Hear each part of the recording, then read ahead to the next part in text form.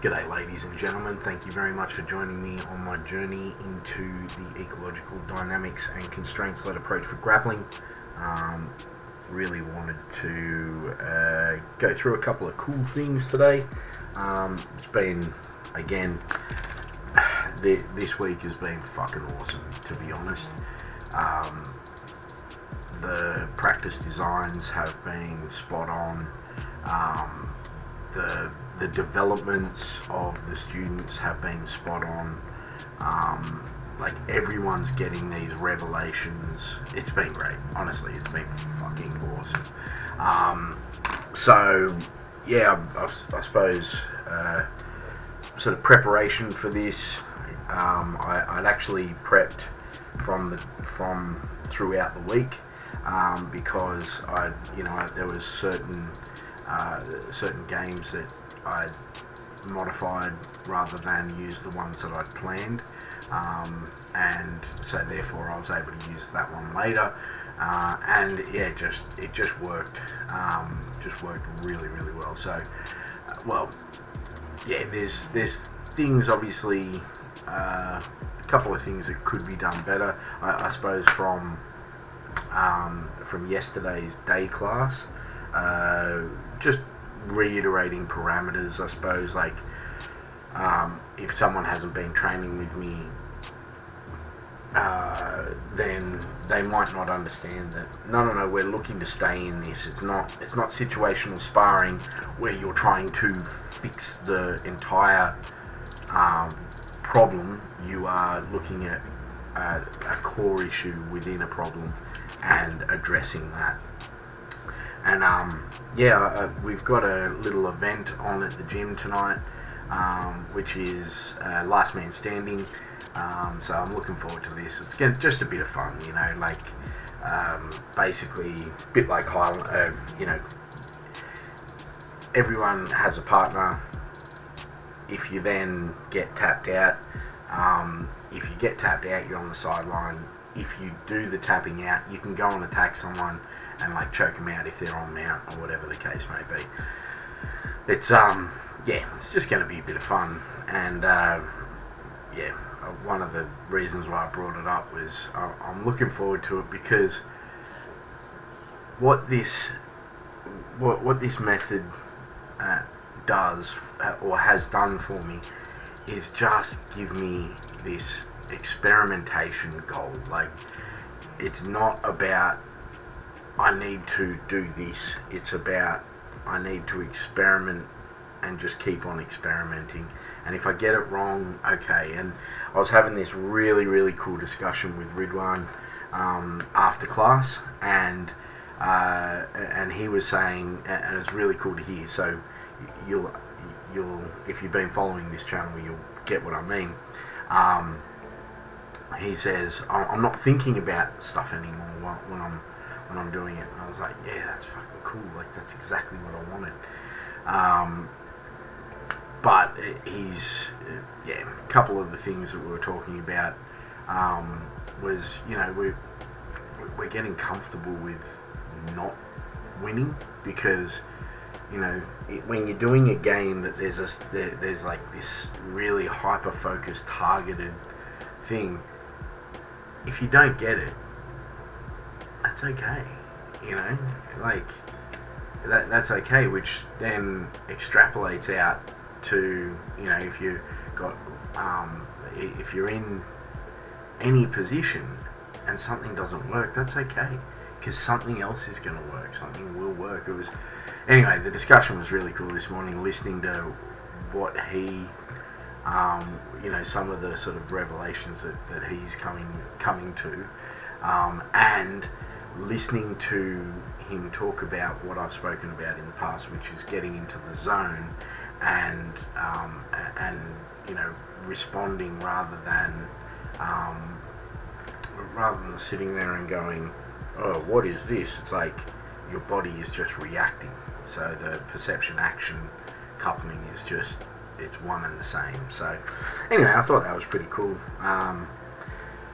So a quick rundown of the class. We did the stand-up again, was kind of the boxing one where it's touching shoulders or the navel.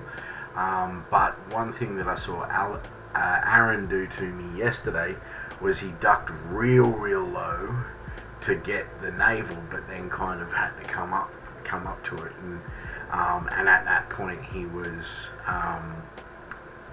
he was sort of vulnerable, and had to get out.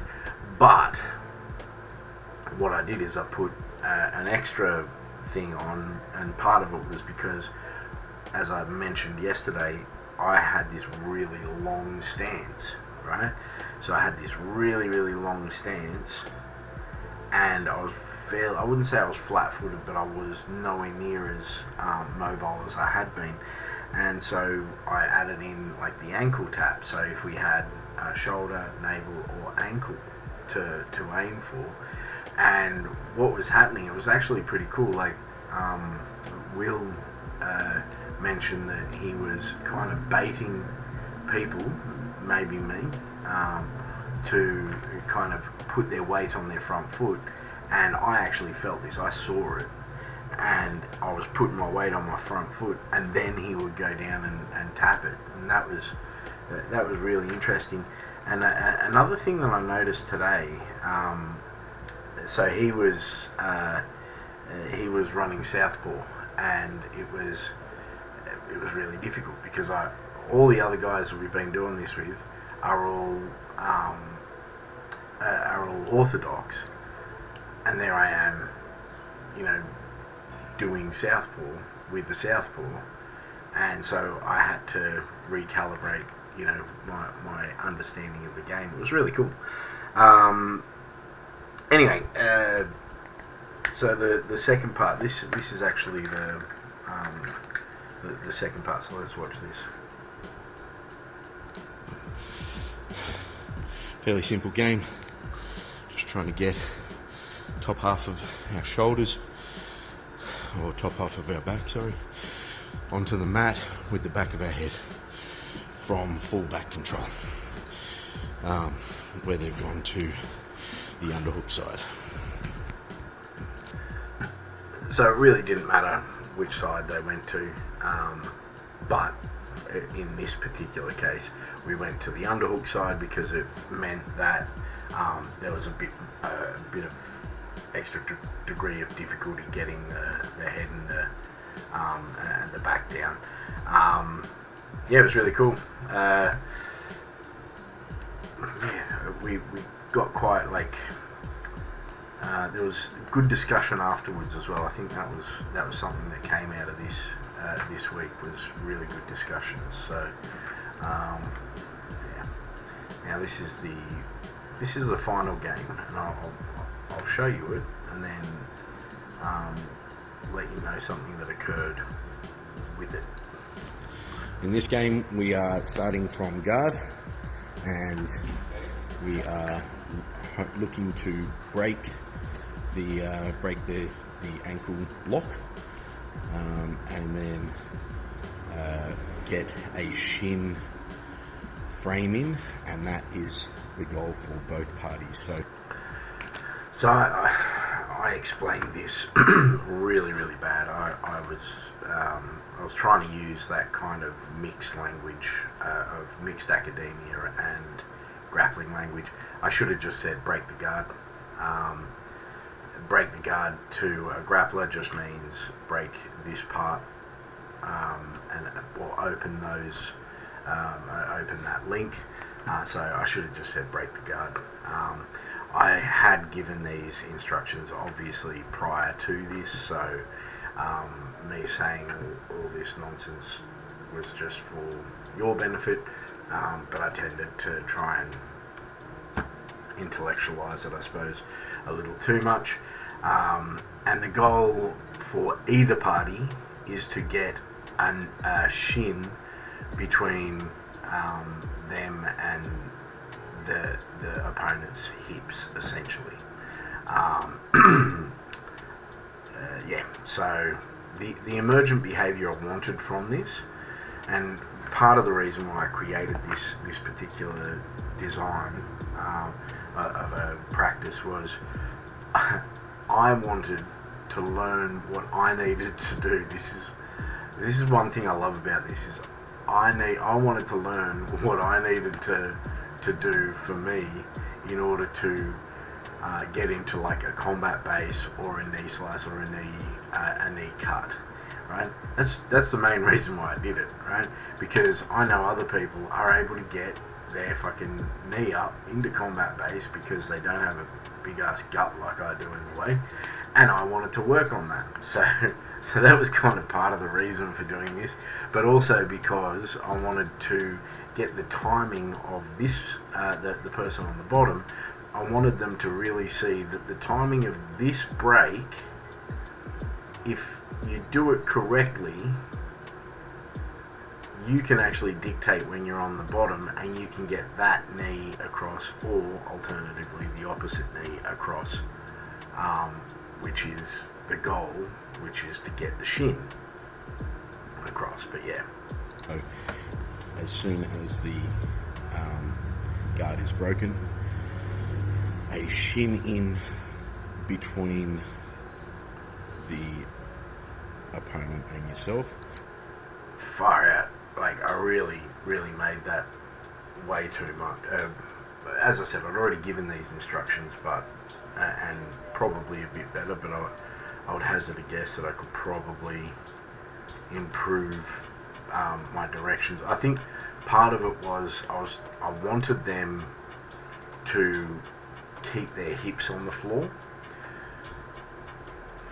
but what I realised is that doesn't actually that doesn't actually work. I realise this mid.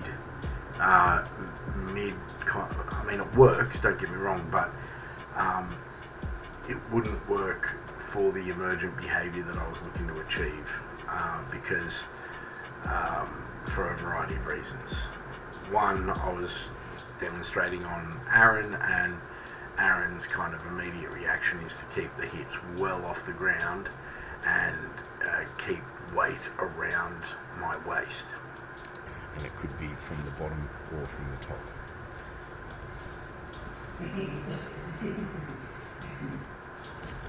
In this game, right. we are... So, one of the issues that arose here, when I say issues, it was it was funny, because I designed this to get the timing of the break so that the person on the bottom felt the timing and was able to get the knee in, or the person on the top was able to block the appropriate the block in the appropriate way, that they were able to get their knee up through the center line or through the center of the hips, and in order to be able to go either way. And for the first couple of minute and a half, these guys just played this break posture game, and I was like, have I put too many parameters? Where have I put the parameters? And but then it just started emerging. They were both doing the things that were required to get that shin across or that shin through, and it became this battle between them. It was really, really fucking cool to see, really cool to feel, and I got my opportunity to finally do something that has never been a part of my game, which is get into a combat base in a guard, in a broken guard, right? Which is fucking cool. It really is. I can't begin to tell you how cool it is, because for years everyone's just like, you just get your knee up to your chest. How hard is it? It's go get fucked. Alright? Go get fucked. But now I can do it. Because I know what to do, because I put myself into the problem in order to find the solution. And got rid of everything else. And now I know the solution for that. It's fucking cool, right? And